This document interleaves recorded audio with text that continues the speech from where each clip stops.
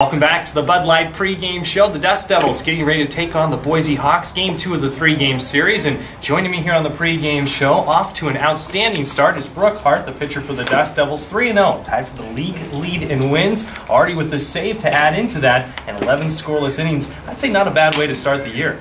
Yeah, definitely not too bad. I couldn't have drawn up a better start for the most part. Still coming to the ballpark, got to work hard every day and things like that, but for the most part I'm pretty happy with how it's gotten off so far.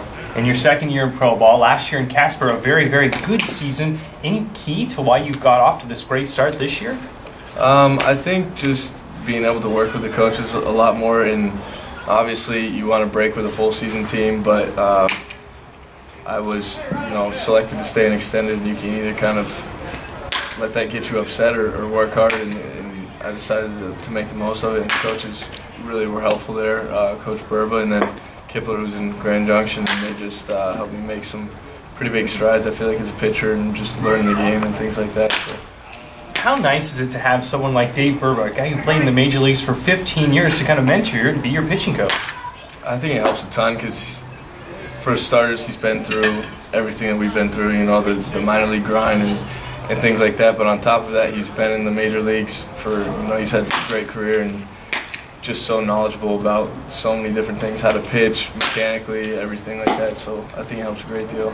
Chatting with Brook Hart here on the Bud Light pregame show. Maybe the most interesting story out of anyone on the team. We have some good stories, but you're right up there. Going back to your football playing days, back at Yale, a quarterback at Yale, so 2 sports that you excelled in. Is there a favorite between the two? Now you're a professional baseball player. I imagine that might be the slight edge.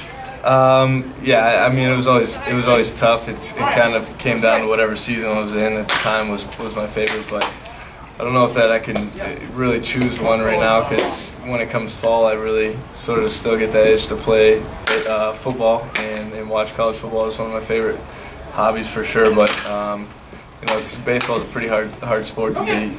So I think I'm going to have to give the edge to baseball right now, considering my profession. That's the right answer here on July 2nd. I'll give you that. And interesting, quarterback in college and being a pitcher. So some guys, obviously, multi-talented athletes, so they can play both sports, but you have to deal with the delivery issue and going through the motion. Is there any issues with that you had to make the transition to go from throwing the football to throwing the baseball?